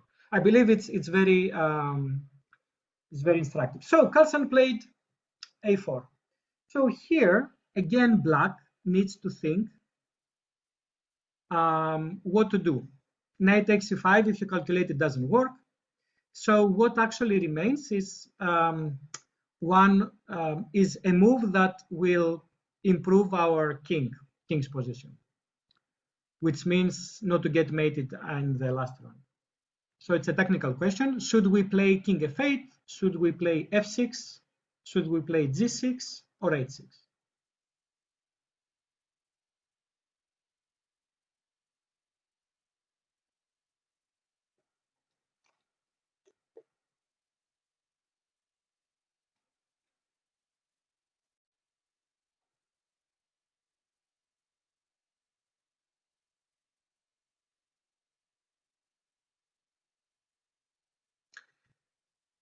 You should know immediately, again, we saw here the example by Capablanca, where Capablanca played g6, and this is the correct move in this position.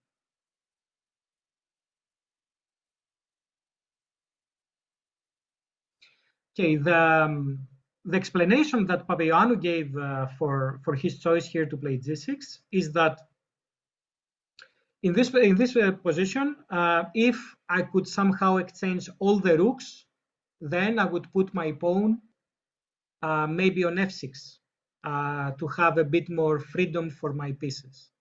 But if black plays here f6, the 7th rank is going to be weak, and when rooks are on the board, this might prove to be very dangerous. If I play h6 instead, a6 doesn't actually help me because I cannot move with my king on h7.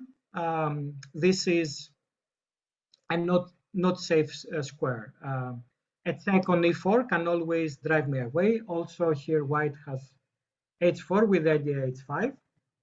So g6 is the answer here, which is slightly surprising because you put a pawn in the square of your bishop. But actually, if you remember the Capablanca game, and if you understand this strategic long-term explanation by Papaioannou, is the best move in the position. And surprisingly, if you put this into Stockfish, for example, Stockfish says d6 equal, and all other moves white is slightly better. So it appears that Stockfish actually has started being good in the technical sense as well. Now the game continued h3. Why h3? It would be great if the move rook to d1 could be played.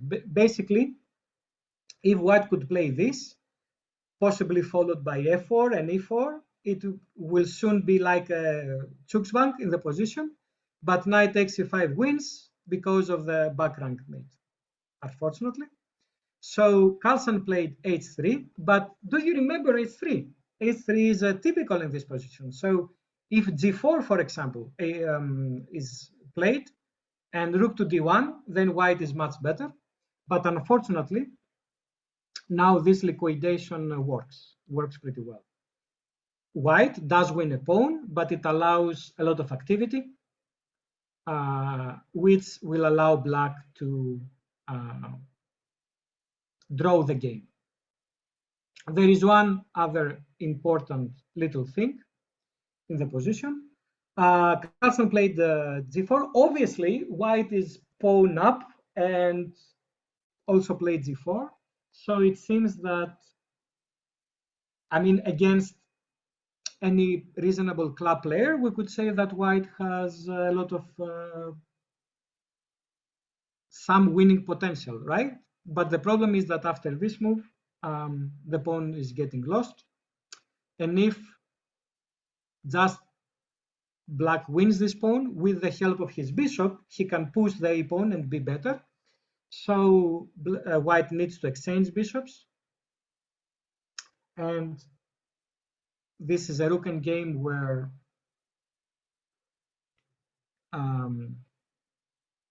as we may know, it is a draw. But with which move? Which move needs to be played here as black?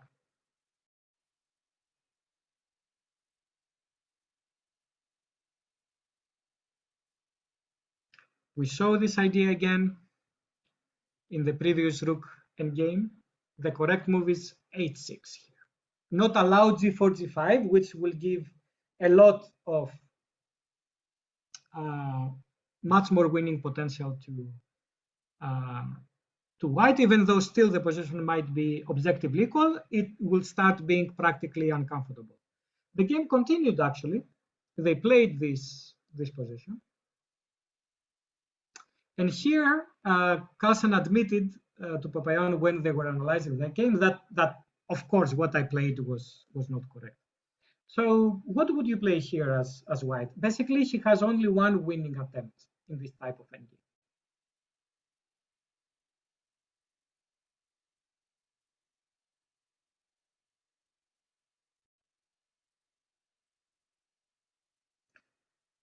Where is your classical Killer Chess Academy rook and game knowledge, guys?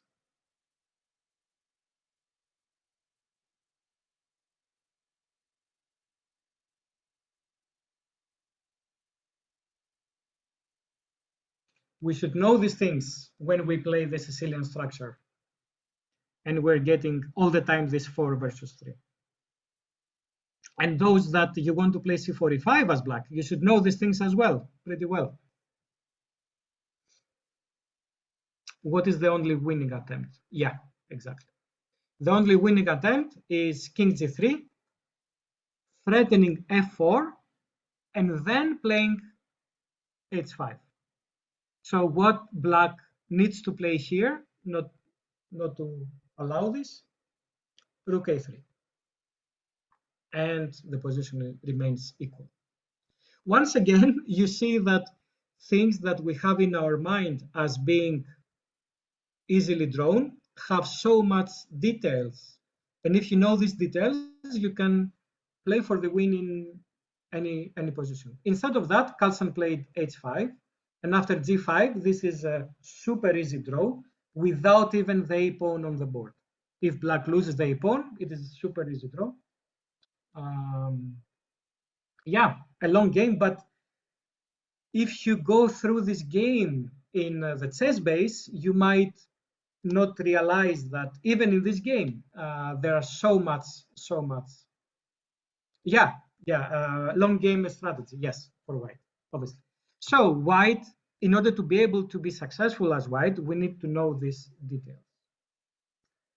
Let me check what we have next. Okay, we have a bit of time, so I will go to something which is slightly more theoretical.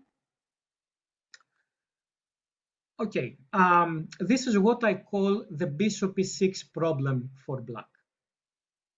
This type of position, as we call it sometimes, the reverse dragon, coming after c4, e5 in the English. When people see this for the first time, maybe, this type of position, always they will put the bishop to e6, all the time. Why? Because this is the most natural square on the board. Bishop to e6, maybe queen to d7. This will allow us to play bishop to h3, possibly, to exchange the bishops. Maybe we will play f5, try to attack. Maybe f6, to have the stable center. Also, the bishop on e6, if white plays a3, b4, is perfectly placed in controlling the weakened light squares in the queen side. So what is there not to like in a bishop on e6, right? Do you think that I'm saying something unreasonable here? Doesn't it seem to you like the most natural way to play as black?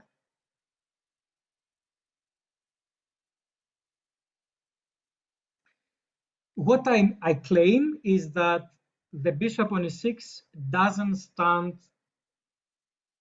comfortable in this position. And this is a mistake for black. To put the bishop on e6 that early in this type of position, especially if white hasn't played something like a3 to weaken his queen side. Let me show you why. Let me show you a type of position that proves that the bishop on e6 will be a target. Look at this. The bishop on e6 now is restricted by the pawn on b3 and the pawn on h3, basically doesn't have any squares to play. And okay, it is restricted, right? But how white is going to play? Putting the knight on c5 is something which might be a problem for black, yes, because it attacks the bishop.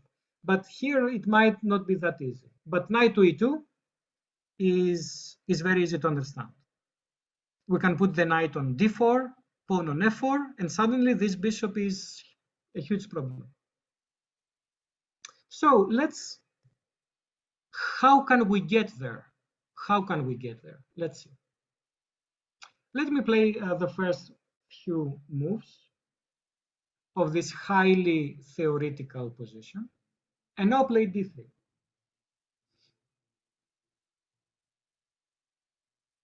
And now castles. Okay, so remember that we want to get in this position. How can we get in this position? The bishop is on e3, there is no d pawn. Okay. So let's go again. Here, as I said, I believe that in order to be successful for white, you need to have 2 or 3 ways to play the position. So in this position, actually, I'm recommending a couple of ways to play for black in my book. One of these ways is the bishop to e3. The bishop to e3 was not really, never became a trendy continuation in human chess. It did become a trendy continuation in correspondence chess about 5 years ago. Still, a lot of high-level correspondence games have been played in this position. But I believe that for human chess, this is a great practical weapon, simply because a lot of people, and the most common move here is bishop to a6, which is wrong. Why? Because you play d4, takes, b3, and something like that. And we are almost there to the position that we showed before.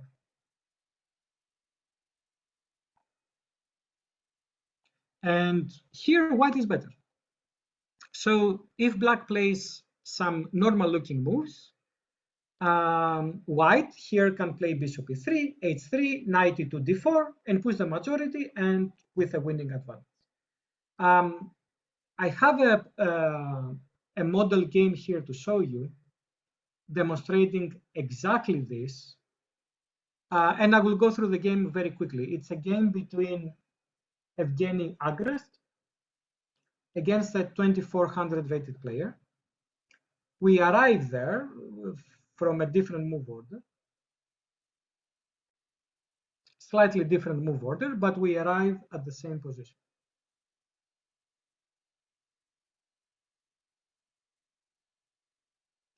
Okay, now black is threatening the bishop on d4, so white plays knight e2, and if white has an extra tempo, he will play h3 with a much better position.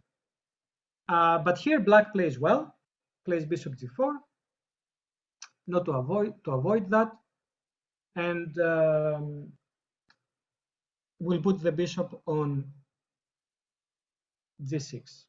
Which is this a better square? Honestly, I don't know, but there is a very important point here. Here, there is only one way that black can play to equalize the game. So already, if you get to this type of positions where there is only one way for black to equalize, and it is easy for white to play. You will see this 2480 player, he played normal moves, logical moves, and he lost very easily because the only one way to equalize the game is very, very tough. We're going to see tomorrow this game, but I would like you to tell me what you think that this move might be. That I don't, in the book, I don't claim that it is actually equal. I still believe that it is better for white, but according to the computer, it is equal.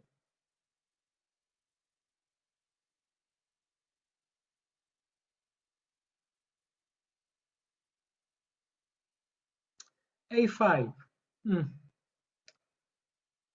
No, this is not the move.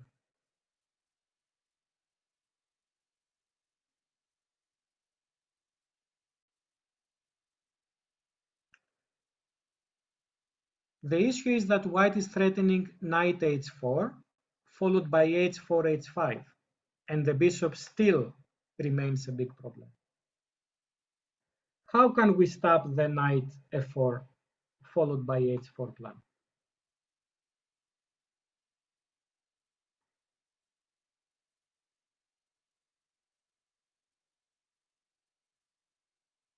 It's the three questions by Jacob, right? What is the plan of my opponent? And if you realize that the plan is actually pretty strong, you need to stop it. Okay, an idea is to play g5. Does it look like a good move to you? I mean, we're weakening our king severely. We are playing at the side where we are weaker.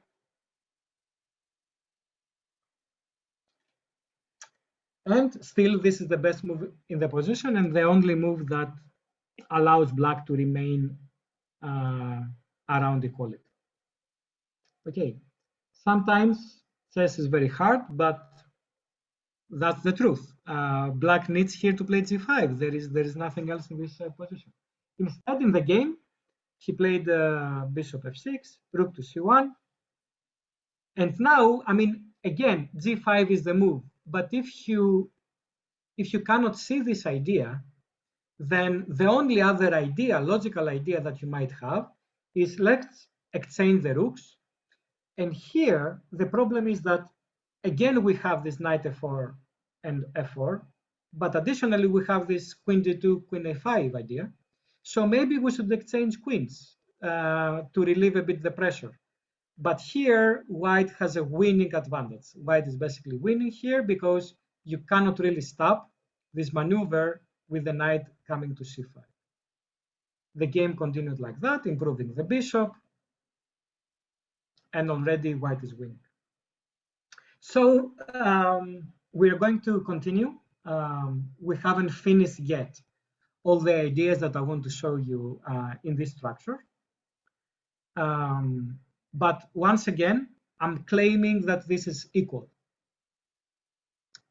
With perfect play, black is fine. But I hope that you realize that this good play, yes, perfect play here is g5, is not that easy in practice for black. So white has a lot, if he knows all these ideas, he has a lot of practical chances.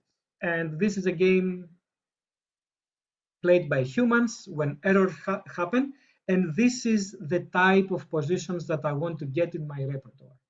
This type of positions where with a handful of ideas from the white side, I can find the correct ideas easier, and I will put black under pressure to start having to play g5 to remain in the game.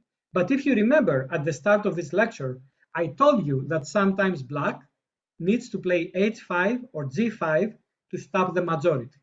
And this comes in contrast with the chess understanding in the 50s and 60s, the classical chess understanding. Okay, that's it for today, guys. Tomorrow and on Sunday, we will continue with more instructive material. Just a slight thing that tomorrow we are starting half an hour later, not at 5 UK time, at 5:30, and on Sunday and the next weekend, it's going to be at 5. We'll start off. Only tomorrow I have something to do, so we need to start half an hour later. So now that, yeah, I know, I told you it sounded boring when I set up the agenda at the start, right? Guys, we need to be direct. When I started the agenda, some of you might thought, what is this thing? This will be a snooze fest. Okay. So we are going to continue with the material. And I want to hear your feedback. I want to hear your recommendations. Do you like this type of presentation? Would you like me to go faster pace? Because you understand everything easily, would you like me to go even slower? Just let me know. I'm here for you guys to take the most out of the material that I have.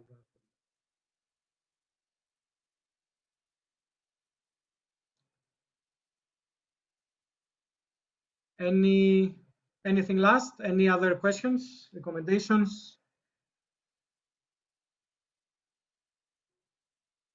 Yeah, Doug, first of all, congratulations for the amazing tournament that you played. That's a good point. When I finish this section, I will go back and I will show you the theory and how we can get to this type of positions. But to be honest, maybe I should be more consistent and show you how we can get there. What are the other 2-3 ideas apart from bishop e3? If you remember in my presentation here, let me start my screen again. If I go back in the agenda, you will see that we have something here called theory highlights. So when we go to this theory highlights section, I will show you what else you can find in the book.